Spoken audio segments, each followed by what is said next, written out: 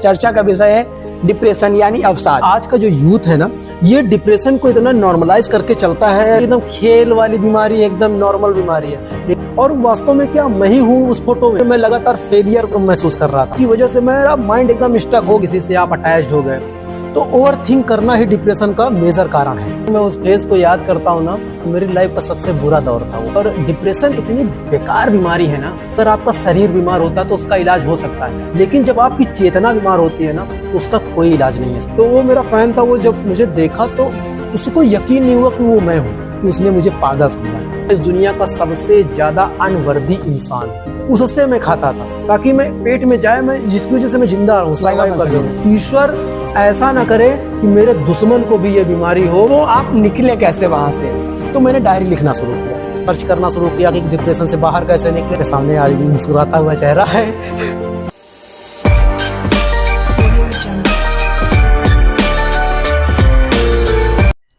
नमस्कार दोस्तों, स्वागत करते हैं आप सभी का एक और नए पॉडकास्ट में। आज का हमारा पॉडकास्ट बेहद गंभीर होने वाला है, क्योंकि आज के इस पॉडकास्ट में हमारे चर्चा का विषय है डिप्रेशन यानी अवसाद। आखिर अवसाद होता क्या है? वैसे मैं आपको बताऊं तो आज के समय में लगभग हर एक व्यक्ति, या यूं कहें हर वर्ग, हर आयु व हर तबके के लोग इस बीमारी से परेशान हैं। तो इस बीमारी पर बात करने के लिए आज हमारे साथ मौजूद हैं मिस्टर कलमकार MAR। थोड़ा सा मैं इनका परिचय देना चाहूंगा कि आज के कुछ समय पहले ये खुद ऑलरेडी इस बीमारी से झेल चुके हैं।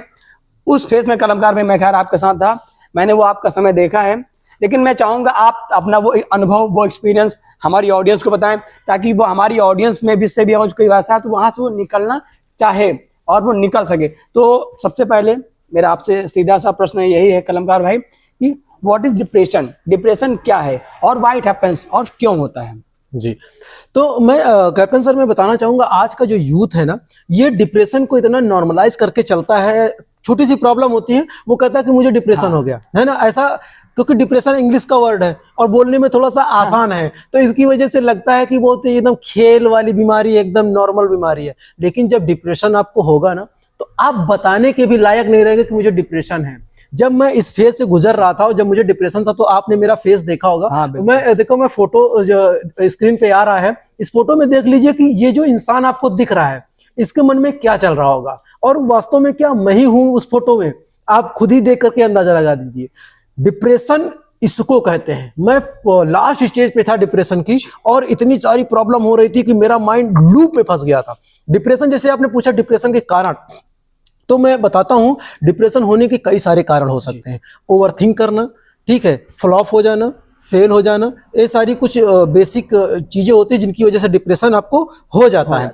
अच्छा, मुझे जो हुआ था, तो बहुत सारे लोग अलग अलग तरीके के अलग अलग मिथ बना करके चलते हैं। मेरे साथ में मैं लगातार फेलियर महसूस कर रहा था। जैसे कि मैंने मूवीज बनाई, वो फ्लॉप हुई। फिर उसके साथ साथ में जैसे मैंने सॉन्ग राइटिंग करी, वो नहीं हो पाया पूरी तरीके से। मेरा सॉन्ग अभी भी पेंडिंग में पड़ा हुआ है ना। आपके साथ में शूट उन्हें थोड़ा सा किया भी था, लेकिन पुलिस आ गई थी, उसके बाद वो सॉन्ग कंटिन्यू नहीं हो पाया था, तो सॉन्ग रुक गया हमारा। उसके साथ साथ में निबंध लिखा था, उत्तर प्रतिनिधि संस्थान को सबमिट किया, वहां से फेल हुआ। फिर उसके बाद में मेरी बुक छपने वाली थी, वो फेल हुई। लगातार फेलियर फेलियर फेलियर, जिसकी वजह से मेरा माइंड एकदम स्टक हो गया और मैं लूप में फंस गया। और जब मैं लूप में फंसा ना, तो मैं इतना बुरा महसूस कर रहा था ना खुद को, कि मैं ही जानता हूँ वो दर्द। जब मैं भी याद करता हूँ कभी कभी, तो आज भी मेरे रोंगटे खड़े हो जाते हैं, मैं परेशान हो जाता हूँ। अब डिप्रेशन आपको क्यों हो सकता है भाई, मैं बता दूं, इसका कई सारे कारण हो सकते हैं। पहला, जैसे मान लीजिए किसी से आप अटैच्ड हो गए, ब्रेकअप जिसको बोलते हैं, तो ब्रेकअप कारण हो सकता है इसका, कि ब्रेकअप की वजह से डिप्रेशन हो गया। दूसरा कारण है कि आपका बिजनेस फ्लॉप हो गया, इस वजह से हो सकता है। फैमिली मेंबर कोई ऐसा है जो जिसकी डेथ हो गई, या फिर वो छोड़कर चला गया आप लोगों को, तो उसके बारे में ज्यादा सोच लिया, तो इस वजह से हो सकता है। तो कहीं ना कहीं, अगर कैप्टन सर एक बात में अगर कहूं, तो ओवर थिंक करना ही डिप्रेशन का मेजर कारण है, ठीक है। तो ये होता है इसका मेजर कारण।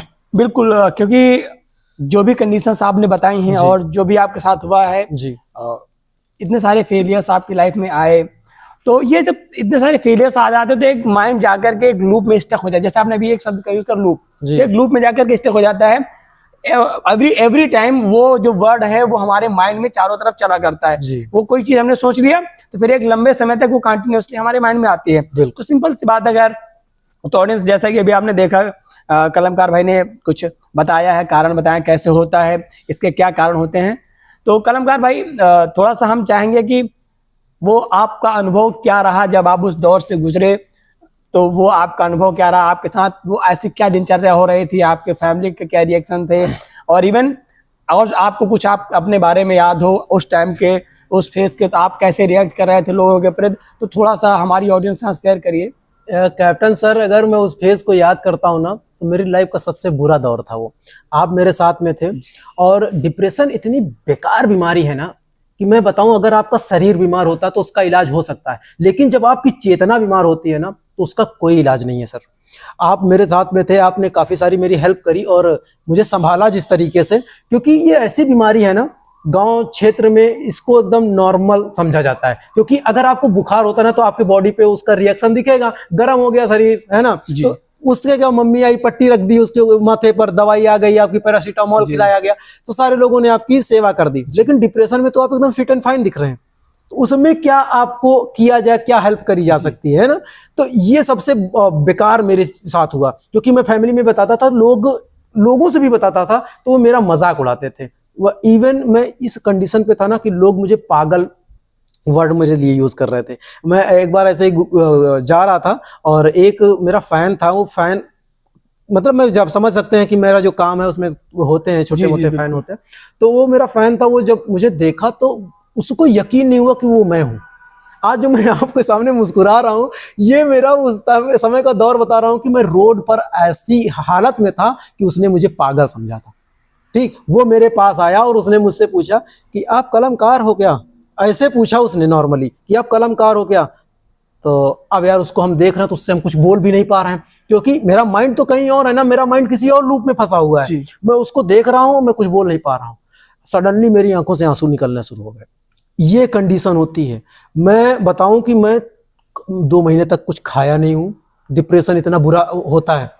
कुछ खाने का मतलब क्या है कि 13 दिन तक तो मैंने कुछ भी नहीं खाया, पूरी रात मैं सोया नहीं, कई कई दिनों तक। उसके साथ साथ में मैं आपको बताऊं कि जैसे मैं सोता नहीं था, खाता नहीं था, न चाय पीना, न नाश्ता करना, न खाना खाना, सारा दिन बस एक ही चीज के बारे में सोचते रहना कि मैं इस दुनिया का सबसे बेकार इंसान हूं, ना तो मैं लायक बेटा हूं, ना मैं लायक भाई हूं, ना मैं लायक राइटर हूं, मैं किसी भी लायक नहीं हूं, मैं इस दुनिया का सबसे ज्यादा अनवर्दी इंसान हूं। इसकी वजह से मुझे सुसाइडल अटैक भी आ रहे थे। तो जब मेरा 13 दिन मेरे हो गए थे और मम्मी मुझे रोज टिफिन पैक करती थी, और जब मैं कभी नहीं खाता था, तो एक दिन ऐसा आया कि मैं बाइक से गिर गया।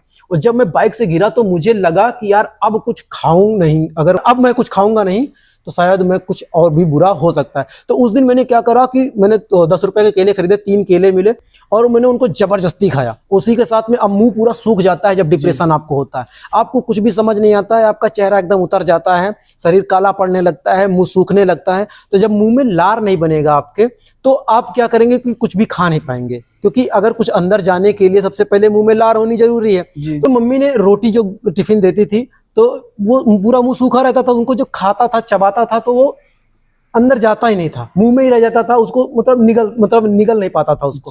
तो मैं उसके साथ साथ में क्या करता था, दूध की पैकेट या जूस का ग्लास ले लेता था, उससे मैं खाता था ताकि मैं पेट में जाए, मैं जिसकी वजह से मैं जिंदा रहूं, सलाइवा बन सके थोड़ा, हाँ, कि आप खा सकें। लेकिन हो ही नहीं रहा था। इवन दूध का पैकेट डालने के बाद भी मुंह में से निचोड़ देता था पूरी तरीके से, कुछ खाने के बाद में निचोड़ देता था कि वो पेट में चला जाए, नहीं हो पा रहा था। इस बुरे कंडीशन पे मैं गुजरा हूं। जब मैं अपनी शॉप पे बैठा था तो वहां पर क्या कि वो जो कस्टमर आया ना, तो कस्टमर मुझसे बता रहा कि भैया मेरा ये फॉर्म भरना है, ये सारी चीजें होनी है, ये करना है, मेरे बच्चे का ये आधार कार्ड का ये काम करना है, सब सारी चीजें उसने बताई। मैं उसको कंटिन्यूसली ऐसे देख रहा हूँ। अब वो देख रहा तो कह रहा भैया, हेलो भैया। सडनली मेरी आंखों से आंसू। मेरा मन कहाँ है, मैं क्या कर रहा हूं। इतनी गंदी बीमारी है ना भाई डिप्रेशन, मैं आपको बता नहीं सकता। कि मैं चाहूंगा कि ईश्वर ऐसा ना करे कि मेरे दुश्मन को भी ये बीमारी हो, भले उसको कोई और बीमारी हो जाए, लेकिन कभी डिप्रेशन नामक बीमारी ना हो सर जी। इतना गंदा है ये। तो कलमकार भाई, मेरा आपसे ये क्वेश्चन है कि आपकी कंडीशन बहुत ही बुरी रही जैसा आपने बताया, और खैर ये तो मेरा देखा हुआ है, लगभग मैंने काफ़ी समय आपके साथ गुजारा है। तो मैं अब आपसे ये जानना चाहूँगा कि वो आप निकले कैसे वहाँ से, उस फेज से। अभी ऑडियंस आप ये फोटो देख लीजिए, जो अभी आपके स्क्रीन पे दिख रही है, और करेंटली आप देख लीजिए ये जो आपको चेंजेस नजर आ रहे हैं, इसके पीछे what is the reason behind that, how you become like this, what the changes you have you done, वो चेंजेस आपने क्या किया अपने आप में, कैसे इसको अपने आप को यहाँ तक लेकर के आए हो? मैं डिप्रेशन की लास्ट स्टेज पे था, तो उस टाइम पे क्या ना मुझे सुसाइडल ज्यादा अटैक्स आ रहे थे। मैं मतलब कि क्या ना सुसाइड नोट लिख देना, कभी क्या लिख देना, कभी क्या लिख देना, माइंड मतलब अपने कंट्रोल में नहीं होता है। लेकिन मैंने सोचा, इतना तो मैं पागल तो हो ही नहीं गया था, मैंने सोचा कि यार सुसाइडल नोट लिखने से अच्छा मैं जो यहाँ पे महसूस कर रहा हूँ एज अ राइटर, मैं क्यों ना डायरी लिखता हूँ जो मैं महसूस कर रहा हूँ अभी। तो मैंने डायरी लिखना शुरू किया, डायरी लिखता था, उसके साथ साथ में मम्मी के साथ में काम करना, कभी मम्मी के बर्तन धुला दिए, तो कभी रात भर नींद तो आती नहीं थी, तो सुबह मम्मी को 5 बजे पापा के लिए टिफिन तैयार करना रहता था, तो मम्मी के साथ में छोटे छोटे काम करना, चाय बना देना या फिर बर्तन धुल देना, फिर झाड़ू लगा देना, ऐसे काम करना शुरू किया। फिर उसके साथ साथ में जो छोटे छोटे बच्चे नहीं होते उनके साथ में खेलना शुरू किया, ताकि मेरा माइंड चेंज रहे, रिलैक्स रहे। बाइक उठाई, पेट्रोल डलाया, निकल गया, पता नहीं कहाँ जा रही है बाइक, लेकिन मेरा माइंड चेंज होना चाहिए, मुझे निकलना है इस गंदी बीमारी से। इस तरीके का दौर था। फिर उसके साथ साथ में आपसे मिलता था, आपके साथ एक घंटों बैठा हुआ हूँ, चाय पे चर्चा हो रही है, आपको मैं अपनी प्रॉब्लम्स बताता था, आप मुझमें मतलब हेल्प करते थे कि कैसे निकलना है और मुझे मोटिवेट करते थे। तो सर इस तरीके से मैंने अपने आप को वहां से हील अप किया और आपके सामने आज फिर से मुस्कुरा रहा हूँ। तो कलमकार भाई, जो आप इस इतने बुरे दौर से गुजरे हैं, तो क्या आप किसी डॉक्टर की सहायता आपने इसी दौरान नहीं लेना चाहा या फिर लिया? तो कुछ बताएं इसके बारे में। डॉक्टर के बारे में सर मैं क्या बताऊं आपको, कि जब घर में बताता था तो घर वालों को तो मैं फिट एंड फाइन लगता था, तो अब वो लोग क्या हेल्प करें मेरी, तो मैंने खुद से करना शुरू किया। गूगल पर जा गया, वहां पर इंटरनेट पे सर्च करना शुरू किया कि डिप्रेशन से बाहर कैसे निकले, यूट्यूब पे घंटों वीडियो देखना शुरू किया। सुबह उठा तो योगा करना शुरू किया, नींद आती नहीं तो उठा गया, मतलब रात में मेडिटेशन शुरू, जब भी टाइम मिला मेडिटेशन शुरू, घूमने निकल गया, टहलना शुरू किया और सॉन्ग सुनना शुरू किया और एक्सरसाइज करना शुरू किया, डांस करना शुरू किया अकेले कमरे में। ऐसे धीरे धीरे मैं करता गया और आपके सामने आज मुस्कुराता हुआ चेहरा है। तो डॉक्टर से कंसल्टेंसी आपने नहीं ली? नहीं, डॉक्टर से कंसल्टेंसी ली। जब मैं यूट्यूब पे ऐसे मतलब सर्च कर रहा था तो एक डॉक्टर का नंबर मुझे मिला, तो वो डॉक्टर 1000 रुपए 1 घंटे का बात करने का केवल ले रहा था। तो मैंने कहा कि यार मेरी लाइफ से बढ़ के थोड़े ना 1000 रुपए है, तो मेरे पास उस टाइम पे थोड़ी सी सेविंग थी 10-15 हजार की। मैं घर वालों से भी कभी नहीं बताया कि मैंने इतने पैसे को डॉक्टर को दे दिए केवल बात करने के लिए, क्योंकि किसी और से बात करते थे वो मजाक बनाता था या फिर उसकी बात कहीं ना कहीं मुझे डिमोटिवेट कर सकती थी। तो 1000 रुपए 1 घंटे का देता था, गूगल पे कर देता था इधर से, वो डॉक्टर उधर से मतलब बात करती थी मुझसे और मुझे ब्रीफ करती थी, हर तरीके से मुझे समझाती थी और फिर धीरे धीरे रिकवर होता गया, हील अप होता गया। और तो ये आपने इस तरह से अपने आप को रिकवर किया, तो क्योंकि एक बुरा दौर था, तो ऑडियंस आप जैसे कि समझ रहे हैं, मैं शॉर्टकट में जिसको बताना चाहूँ तो ये बिजी हो गए उन कामों में जहां से ये अपने आप के जो अंदर इनके अब उस टाइम पर चल रहा था एक बुरा फेज, उससे ये दूर हो सके। यानी मम्मा का हेल्प कराने लगे, बच्चों के साथ खेलने लगे, पापा के साथ बैठने लगे, इस तरह से इन्होंने अपने टाइम को उनके साथ इन्वॉल्व कर दिया ताकि ये उस ख्यालों से दूर हो जाएं। तो खैर ये रही आपकी जर्नी, जहां से आप इतना बुरा फेज आपने झेला और वापस कैसे यहाँ तक आ पाए। तो मेरा आपसे एक लास्ट क्वेश्चन कहूँ या सिंपल सा मैं आपसे कहना चाहूंगा कि आप क्या एडवाइस हमारी यूथ को देना चाहेंगे कि वो लोग इस फेज में जा ही ना पाए, और अगर जो वो इस फेज में जा रहे हैं तो शुरुआत में ही वो ऐसे क्या चीजें कर ले जिससे वो आ जाएं? This will be the last. देखिए सर, सबसे पहली बात अगर मैं बताऊं ना तो इसके 3 स्टेजेस होती हैं। तो सबसे पहले अगर डिप्रेशन से निकलने से पहले मुझे पता होना चाहिए ये है क्या, ये कितना खराब, कितना गंदा हो सकता है ये चीज। तो देखो पहले बीमारी के बारे में पता होगा तभी उसका इलाज होगा। तो सबसे पहले इसकी स्टेज होती है मेजर स्टेज। मेजर स्टेज में लगभग अपना यूथ आज जूझ रहा है, ठीक है। उसके साथ साथ में इसमें क्या होता है कि मेजर स्टेज में आपको पता नहीं चलता कि मैं डिप्रेशन में हूं और वास्तव में आप डिप्रेशन में होते हैं। इसके लक्षण कैसे होते हैं कि आपका किसी काम में मन नहीं लगता है, किसी भी चीज में दिल नहीं लगता है, कुछ भी करते हैं आप पहले बहुत अच्छे से कर रहे थे, अभी उसको करने जब बैठते हैं तो थोड़ी देर करते हैं, फिर उसके बाद उसको छोड़ देते हैं या फिर भागने का या फिर जी चुराने का काम करते हैं उसमें। ये होता है पहला स्टेज। दूसरा स्टेज होता है, इसको बोलते हैं क्रॉनिक स्टेज। क्रॉनिक स्टेज में क्या होता है कि आपको या तो खूब ज्यादा नींद आने लगेगी या तो आप सोएंगे ही नहीं, आपका वजन या तो खूब तेजी से बढ़ जाएगा या फिर आपका वजन एकदम कम हो जाएगा। ठीक है। उसके साथ साथ में आप अपने आप को अकेला महसूस करेंगे, ठीक, किसी से बात करने में मतलब अच्छा नहीं लगेगा, किसी से बात करूं मैं। इसी तरीके से ये सेकंड स्टेज होती है। थर्ड स्टेज इसकी होती है कि आपको सुसाइडल अटैक होना शुरू हो जाते हैं। आप उस दौर पे ऐसा लगता है कि मैं ये काम कर लूं, मैं वो कर लूं, मैं ये कर लूं, इससे वो मतलब सारी चीजें करने लगते हैं। और जब आपसे नहीं होता तो आपको लगता है कि मैं बहुत घटिया इंसान हूं, मैं बहुत बुरा इंसान हूं। और जब आपको लगता है कि मैं बहुत बुरा इंसान हूं, गिल्ट में चले जाते हैं। जब आप सेल्फ गिल्ट में जाते हैं तो आप सुसाइड की ओर बढ़ने लगते हैं। और जब आप सुसाइड की ओर बढ़ने लगते हैं, समझ लीजिए कि आप थर्ड स्टेज पे हैं। और ये सबसे बुरा फेज होता है। अब इससे निकलने का मैं कारण अगर बताऊं, अगर इससे निकला कैसे जाए, अगर शुरुआत में ही आपको इस तरीके के लक्षण दिख रहे हैं कि आपका किसी काम में मन नहीं लगता, तो उस काम को छोड़ दीजिए जो काम में आपका मन नहीं लग रहा, दूसरा काम कीजिए जिसमें आपका मन लग रहा है, ताकि अपने माइंड को ही चेंज करना। क्योंकि मैंने कहा ना, चेतना बीमार नहीं होने देना है। तो यहां से अगर मान लीजिए मुझे अभी पढ़ने में अच्छा नहीं लग रहा है, तो मैं लिखने में काम करूंगा, गाना गाने में काम करूंगा, गिटार बजाने में काम करूंगा। सीधे सीधे मैं अगर आपको इंटरप्ट करूं तो आपका सिंपल से ये कहना है कि अपने आप को बिजी कर दो, बिजी कर दो किसी दूसरी चीज। हाँ, किसी दूसरे काम में आप बिजी कर दो। क्योंकि अगर आप फ्री होने वाले हो तो अभी आपने पहले यूज किया था ओवर थिंकिंग, वो ओवर थिंकिंग स्टार्ट हो जाएगी और देन आप धीरे धीरे और स्टेजेस बढ़ते जाएंगे आप। बिल्कुल।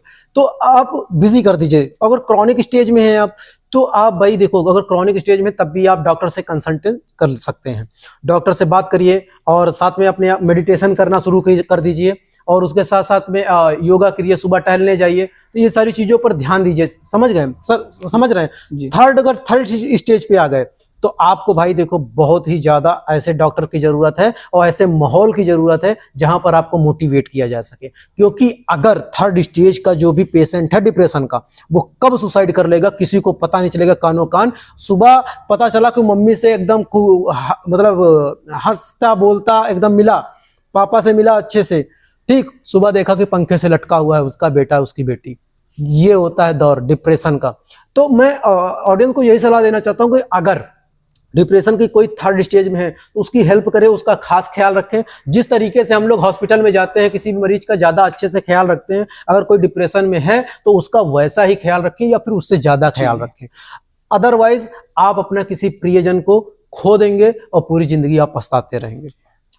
बहुत बहुत धन्यवाद कलमकार भाई, आप इस बीमारी पर आपने बात करना उचित समझा। क्योंकि वैसे पहले ही बता चुके कि लोग नॉर्मली बात करना उचित नहीं समझते हैं। तो बहुत बहुत धन्यवाद आपका कि आप लगातार हमारे साथ बने हुए हैं, हमारी ऑडियंस को कुछ ना कुछ शेयर कर रहे हैं। तो होपफुली हमारी ऑडियंस हमारी इस कन्वर्सेशन को समझेगी और जो भी आपने अपना अनुभव बताया उससे कुछ सीख मिलेगी। तब तक के लिए जय हिंद दोस्तों, मिलते हैं अगले वीडियो में। तब तक के लिए गुड बाय।